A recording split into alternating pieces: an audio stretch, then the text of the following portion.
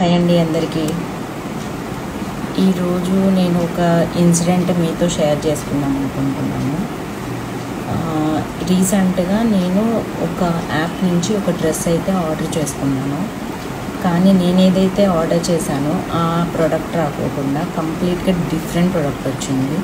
So ఇమీడియట్గా నేను customer care వాళ్ళకి కాల్ చేసి ఇలా వచ్చింది అని చెప్పాను. వాళ్ళు కంప్లైంట్ రైజ్ చేయమన్నారు, మెయిల్ పెట్టమన్నారు.